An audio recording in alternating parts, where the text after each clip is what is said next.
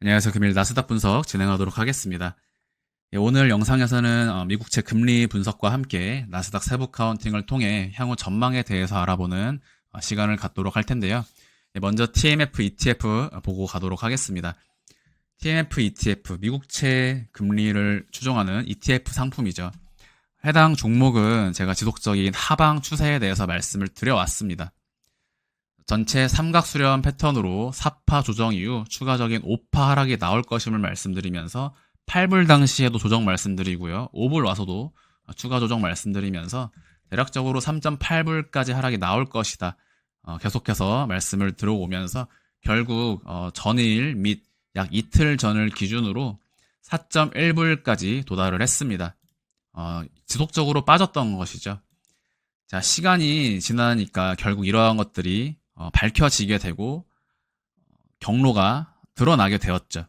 자, TMF ETF 제가 3.8불 말씀드렸었는데요. 제가 3.8불 간다고 하면 3.8불만 기다리고 그럴 필요는 없겠죠. 3.8불은 이제 매도 목표치였던 것이고 지금 보기에는 이제 4.1불에서 충분히 바닥이 나왔을 가능성을 지금 보고 있습니다. 여기서 더 빠진다고 하더라도 어쨌든 3.8불에서 3.7불 정도 사이에서 결국에는 이제 반등이 나갈 것이다 라고 말씀드렸던 거 기억을 하실 텐데요. 자, 지금 기준으로 4.1불에서 일단 조정 마무리를 보겠다. 네, 그래서 비교적 빠르게 내려왔기 때문에 제가 연말까지 채권 투자를 피해야 한다라고 말씀드렸던 이 부분이 지금 비교적 빠른 시일 내로 해소가 된 시점이다. 제가 당시 약 2달 전, 3달 전에 연말을 말씀드렸다고 해서 지금 이 시점에서도 계속해서 연말을 보고 있지 않겠죠. 이 차트는 매일매일 이 형태를 통해서 분석을 진행을 하고 그 디테일을 잡아 나가는 겁니다. 그렇기 때문에 이제 저한테 이 채권 금리의 상승을 보시는데 어떻게 나스닥이 우상향을 전망을 하느냐라는 질문은 사실은 매우 초보적인 질문입니다. 네, 이것은요, 제가 멤버십에서도 말씀을 드렸지만 지금 채권 금리가 올랐다라는 것은요, 더 올라갈 폭이 없다라는 뜻이기 때문에 호재입니다. 국채 금리 상승할 것이다. 채권 가격 떨어질 것이다. 네, 국채 금리 상승하면 증시는 떨어진다라고 단편적인 그런 이제 시장에 통용된 개념들이 있죠. 국제 유가가 상승하면 증시는 떨어진다. 채권 금리가 상승하면 증시 떨어진다.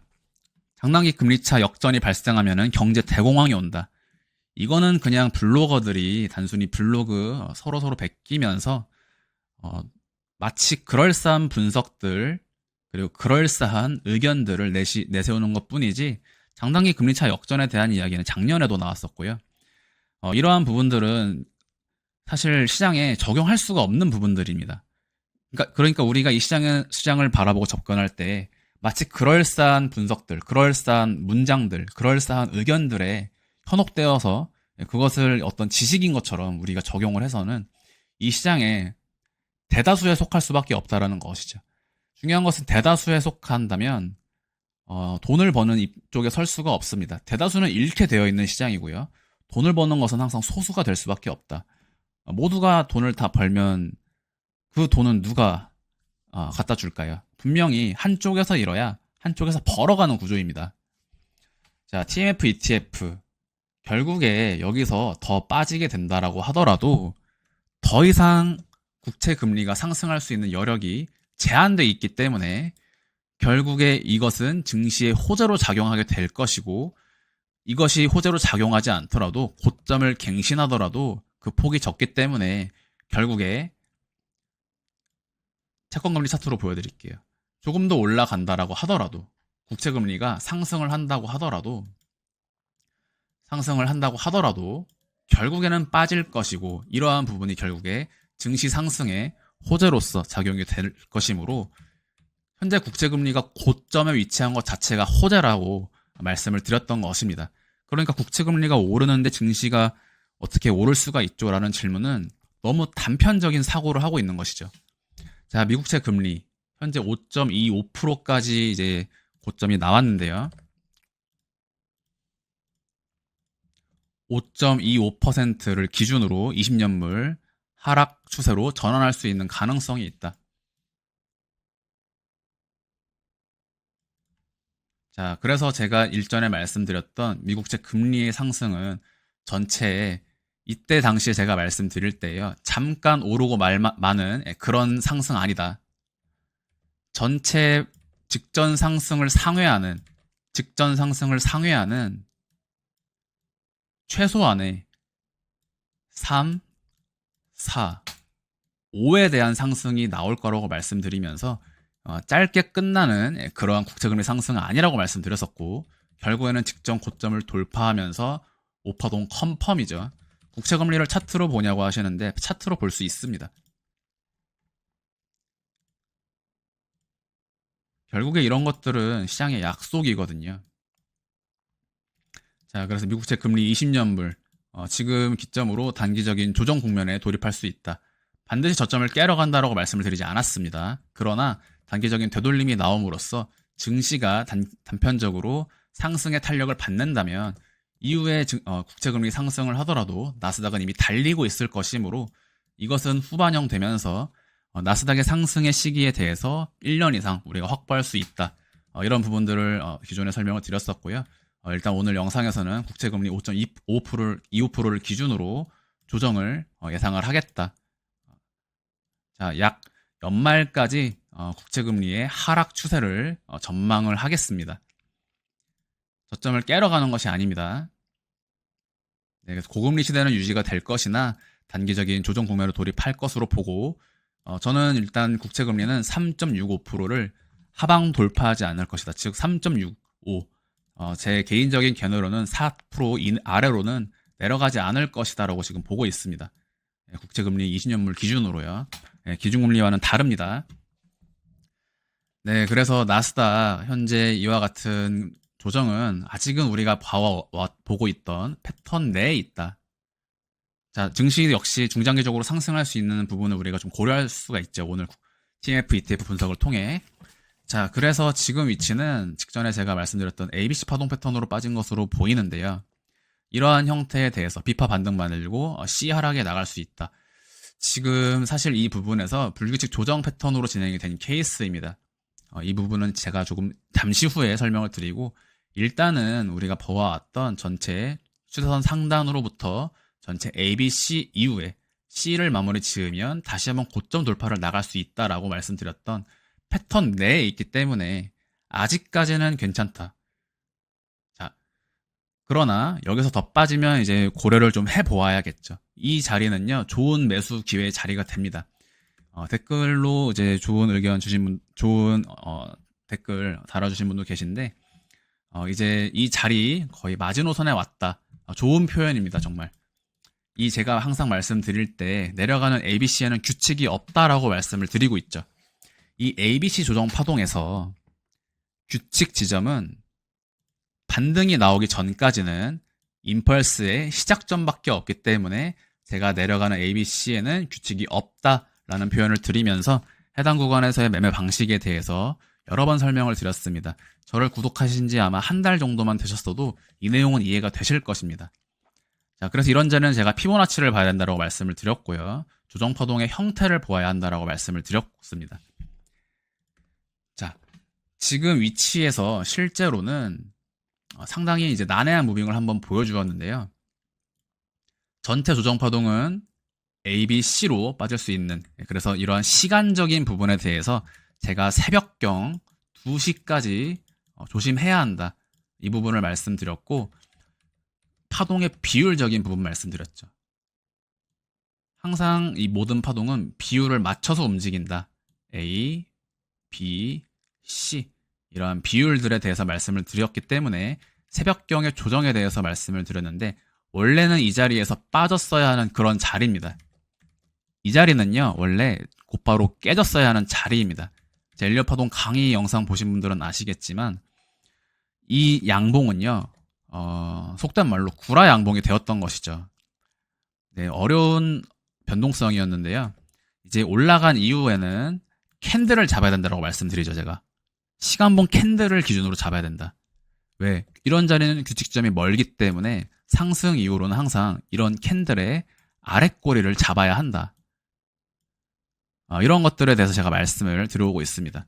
이때 상승 이후로는 캔들을 잡지 않았다면 이 자리 들어가셨다고 하더라도 수익분을 반납하는 형태가 나왔을 것이고, 지금 이 꼬리 발생 이후에 1시간봉이 길게 빠지는 이 시점, 이것이 이제 기울기 측면에서 곧바로 갔어야 되는 자리인데, 이 자리 음봉 나옴으로써 의심을 할 수밖에 없었던 그러한 새벽경의 무빙이었습니다. 결과적으로 현재 구간의 세부 카운팅은요, 이 자리가 불규칙 조정인 일레귤러 플랫입니다. 이 패턴은 자주 나오는 패턴이 아닙니다. 그러나 1년에 10번 정도는 볼 수 있고, 분봉상 무빙으로는 꽤 많이 발견하게 되는, 자, 이것이 일레귤러 플랫이다. 여기서 이것을 거꾸로 보시게 되면 이제 이렇게 되는 거죠. 그래서 이것이 러닝 플랫, 지난번 말씀드렸던 러닝 플랫, 아이온큐에서 나왔던 러닝 플랫 형태가 이것이고, 이것에 대한 반대 파동이 바로 이러한 것이다. 일레귤러 플랫은 이제 범주가 큰 조정 파동 패턴으로 이 안에 여러 가지 이름을 가진 파동 패턴들이 나오게 되는 그런 형태입니다. 그래서 지금 조정 파동의 형태는 반등 비파를 불규칙으로 만들면서 A, B, 그리고 지금은 C의 끝 자락에 있다. C가 나왔거나 남았거나, 제가 항상 1년, 2년째 표현 드리는 방식이죠. 나왔거나 남았거나라는 뜻은 전체가 1, 2, 3이라면 나온 것이지만 한 파동의 추가 하락이 더 남아있는 것이라면 남았거나라고 표현을 하는 겁니다. 그래서 나왔거나 남았거나는 최근 구간에서 제가 여기서 말씀을 드렸었고요. 1, 2, 3, 4, 5에서 나왔거나 남았거나를 표현을 드렸던 겁니다. 여기서는 반등이 나가죠. 왜? 4파 반등이라도 나가야 되니까. 1, 2, 3, 4파 반등이라도 나가야 되기 때문에 나가는 자리에서 나가는 겁니다. 그래서 이 전체 다시 한번 이 자리를 살펴보면 원래가 1, A, B, C, 3, 4로 5로 내려갔어야 되는데 더 크게 갔으니까 이 자리 안 나간다라고 말씀드렸던 것이고요. 원래는 더 간단하고 투박하게 보면 1, 2, 3으로 갔어야 됐는데 안 갔다라는 것이 지금 중요하다라는 것입니다. 왜 안 갔냐라는 겁니다. 여기서 원래 갔어도 이상하지 않은 자리라고 말씀드렸죠. 그런데 이 자리 반등 파동의 모양을 통해서 안 갈 거다라고 말씀을 드린 거고요. 지난 영상들 복기를 해보시면 지금 구간에 대한 의미 부여가 또다시 한번 새롭게 상기가 되실 겁니다. 왜 여기서 안 갔는가를 우리가 주목해야 한다고 말씀드렸고, 이 자리 돌파하기 어려운 자리인데 힘있게 넘어왔다라는 부분에 대해서도 말씀을 드렸었죠. 그래서 결국에 이 모든 조정 파동은 결국에 3파동이 아니면 5파동으로 빠지게 된다라는 것을 우리가 다시 한번 상기할 수 있고, 지금 구간에도 적용을 해볼 수가 있는 그러한 형태가 되겠습니다. 자, B에서 C까지도 역시나 5파동으로 빠지겠죠. 자, 여기서 조금 더 15분 차트로 볼 때 B에서 C까지는 임펄스를 상정합니다. 항상. 자, 그래서 조정파동의 시작은 이 자리가 아니라 이 자리부터 임펄스라면 B에서 C까지 WXY라고 해도 총 복합조정 또는 3파동, 5파동 모두 나올 수 있다. 이때도 역시 기간 상정합니다. 피보나치 되돌림 지점 보시면 되고요. 여기서부터 수렴 이후에 한 파동 더 뺀다면 15000에서 반등. 그러나 이 자리를 주지 않고 현 구간에서 수렴 이후에 곧바로 상승 돌파할 수 있는 가능성이 있다. 이것은 나스닥 한 월요일 개장 이후에 한 오후 3시에서 4시 정도만 돼도 이 모양이 나오겠죠. 네, 그래서 출근하시고 점심이나 아니면은 오후 정도에 느긋하게 차트 보시면 차트 모양이 나와 있을 겁니다. 나와 있다면 매수죠. 내려가지 않아도 매수입니다. 이때는. 네, 그래서 지금은 그러한 매수에 좋은 다계약 근거를 가져갈 수 있는 그런 위치가 되고, 제가 초반에 말씀드렸던 국채금리로 보는 미증시의 장기적인 전망, 이러한 것도 우리가 고려를 해볼 수가 있고요. 지금 우리가 패턴 내에 조정파동의 형태를 보여주고 있다는 것에서도 긍정적인 의미를 부여할 수가 있습니다. 그래서 이 가격을 특정 짓기보다는 이 전체적인 어떤 범주, 바운더리로 여러분들이 고려를 하시면 해당 부근은 매수 바운더리가 된다라는 점, 어떤 숫자를 10의 단위까지 제가 말씀드리기는 뭐하지만 1500 15050 선까지 와준다면 좋은 매수의 자리가 될 것으로 보고 있습니다. 그래서 이러한 형태를 볼 때 현재 나스닥 선물장이 하락하였기 때문에 국장도 하락 출발하겠지만 우리가 나스닥의 상승을 전망을 한다면 월요일 국장의 개파락 출발은 오히려 매수 기회가 될 수 있을 것이다 라는 부분까지도 고려를 해볼 수가 있겠고요. 다음으로 중요한 부분은 월봉입니다. 자, 이 월봉의 양봉만큼은 절대 사수해야 한다. 제일 중요한 부분에 대해서 주봉과 월봉의 양봉 캔들이 유지되고 있다라는 점에 대해서 말씀을 드렸죠. 이평선 같은 경우에는 전체적으로 데드크로스를 유도하는 자리이기 때문에 시장 참여자들 전체가 하락을 보는 자리는 맞다. 그러나 현재 구간 월봉으로 지금 버텨주고 있기 때문에 지금 제 영상 봐오신 분들이라면 지금 조정파동은 1파 상승 이후에 ABC 범주 내에 있다라는 것을 아실 수가 있죠. 지금 주봉도 보시면 아직은 양봉입니다. 그래서 이 주봉 캔들을 여기서 2개로 양봉 마무리를 짓고 다음 주부터 다시 한번 양봉을 세워준다면 주봉상 양봉 추세가 직전 상승의 어떤 기간만큼 크기만큼 나스닥 연말 및 내년 상반기까지 우상향 랠리를 이어갈 수 있다라고 말씀을 드리겠고요. 세파동과 다섯파동에 대한 전체 조정파동의 형식이 나온 김에 한 번 더 설명을 드리면 빠졌어야 되는데 안 빠졌다라는 점, 이런 자리들도요. 지금 구간도 마찬가지입니다. 자, 여기서 전체 조정파동 작년 구간에 대해서 한 번 더 보시면 최고점 2026년 9월 최고점부터 올해 최저점까지 전체 대파동 3파 이후 대파동 4파를 W, X, Y, X, Z로 마무리 지은 것으로 본다.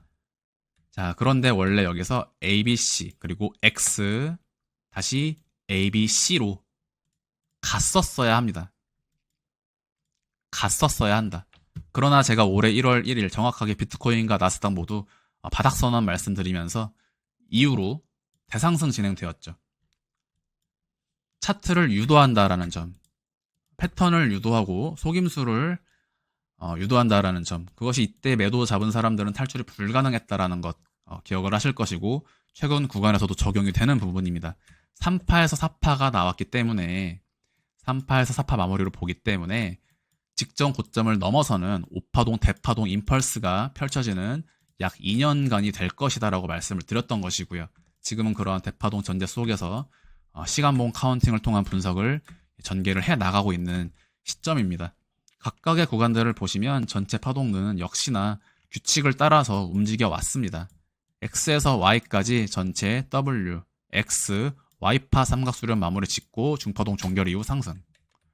X에서 원래는 A, B, C에서 이 자리는 5파 절단 또는 전체 삼각수렴 가능성 두 가지 모두를 말씀을 드렸었지만 이 자리 세부 카운팅도 보시면 결국에 A, B, C에서 C 다이아고널 반등파 X, Y파 내리꽂고 X에 상응하는 각각의 X파 반등을 보여줌으로써 W, X, Y, X에서 마지막 Z 나올 거라고 예고 드렸었고요. 이 자리에서 상승 나갈 것이다 말씀을 드렸었습니다.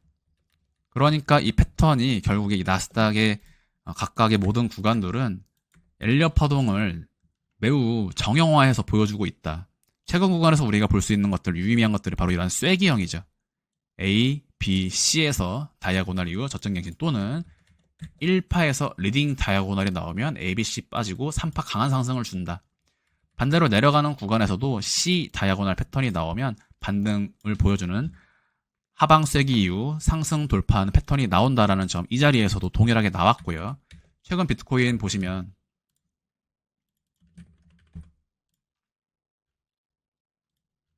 최근에 비트코인 구간 역시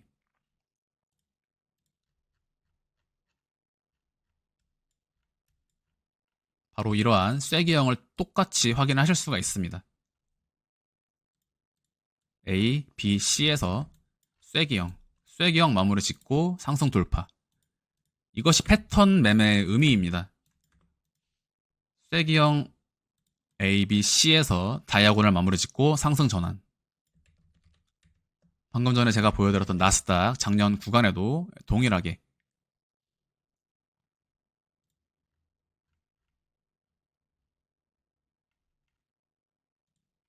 A, B, A, B, C 바로 이 자리. 그래서 이러한 것들은 소파동이냐, 중파동이냐, 대파동이냐를 껴 맞추면서 전체 추세를 정하게 되고요. 기술적으로는 각각의 구간에서는 결국에 패턴대로 움직이는 확률이 높다. 이 전체를 어떻게 조합할 것이냐가 엘리엇 파동에서 어려운 부분이지, 예를 들어서 떨어질 자리에서 떨어진다, 올라갈 자리에서 올라간다, 이런 것들은 상대적으로 신뢰도가 높다라고 볼 수가 있겠습니다. 그래서 제가 지금 중파동에 대해서 아직 부여하지 않았죠. 어디가 3파인지는 모릅니다. 3파가 나왔을 수 있고요. 또는 이 자리가 5파가 되었을 수 있다. 그러나 조정파 마무리 이후에는 다시 한번 상승파동이 나갈 것인데, 지금은 제가 임의로 혼동을 안겨드리지 않기 위해서 아직 이 빨간색 중파동은 부여하지 않고 분석을 전개하고 있습니다. 이 중파동 부여에 대해서는 제가 항상 경우의 수가 많이 나뉜다라고 말씀을 드렸죠. 자, 그래서 지금 구간에서 작년 구간에서 현재 구간에 대한 어떤 힌트를 얻어본다면, 이렇게 다섯 파동으로 빠질 때도요, 결국에는 이런 변곡들을 가져갑니다. 그런데 지금 구간에서 그렇다면 다섯 파동으로 빠질 가능성은 없는가? 이런 리스크에 대한 부분 당연히 나올 수 있는 질문이고 우려도 되실 수 있습니다. 자, 다섯 파동으로 빠진다면 차라리 여기서 내려간 다음에 이렇게 빠졌으면 오히려 좀 더 조정을 보겠다라고 했을 텐데, 지금 여기서 반등 자체가 좀 많이 왔거든요. 그러면 지금부터 빠지는 다섯 파동, 왜? 조정은 세 파동 아니면 총 다섯 파동이니까. 그런데 여기서 우리가 다섯 파동을 상정을 하게 된다면 이런 식의 파동을 봐야 됩니다. 이것은 파동을 조금만 봐오신 분들이라고 한다면 사실 상상하기 좀 어려운 패턴이죠. 굉장히 억지스러운 조정 파동이라고 봐야 됩니다, 사실은. 그렇기 때문에 지금은 전체 조정이 ABC로 마무리를 짓고 첫 번째 상승 1파에 대한 2파 되돌림이 진행이 된 것으로 보고 있다 라고, 우리가 그 근거를 한 가지 조금 더 해볼 수 있지 않을까, 이렇게 말씀을 드리겠습니다. 이 자리가 반등 파동 이후 저점을 갱신하는 파동의 구간이라면 파동값으로는 이 자리가 전체 A, B, C파 반등이 되면서 지금부터 내려가는 하락은 여기서부터 진행된 하락으로 진행이 되는 것인데, 이 경우에도 A, B, C라고 하더라도 조정파동의 시작점을 거의 상회하는 과한 되돌림이 나오기 때문에 이런 것들은 엘리엇 파동에서도 확률적으로 높게 보는 그런 경우의 수는 아닙니다. 다소 후반부는 어려웠을 수도 있는데요. 그래도 지금 이러한 부분들에 대한 궁금증을 분명히 가지고 계실 것이고, 현재 구간에서 ABC 반등 파동을 자동적으로 떠올려야 하는 것도 맞습니다. 제가 항상 여러분들에게 거의 한 가지에서 두 가지만 말씀을 드리지만, 파동 카운팅 같은 경우에는 경우의 수가 상당히 많이 발생할 수 있다. 하지만 하나씩 이제 소거법이죠. 소거법을 적용해서 전체적으로 이제 종합해서 결론을 내려서 이제 우리가 베팅을 하거나 포지션을 잡는 것이 되는 것이고, 제가 영상을 올릴 때에도 항상 그러한 전체적인 부분들을 여러 가지 경우의 수들이 항상 많이 있지만 확률적으로 가장 높은 것들을 좀 말씀을 드리는 편입니다. 네, 오늘 영상 작게나마 도움이 되셨길 바라고요. 도움이 되셨다면 좋아요 한 번씩만 눌러주시면 감사하겠습니다. 네, 좋은 주말 되시길 바랍니다. 감사합니다.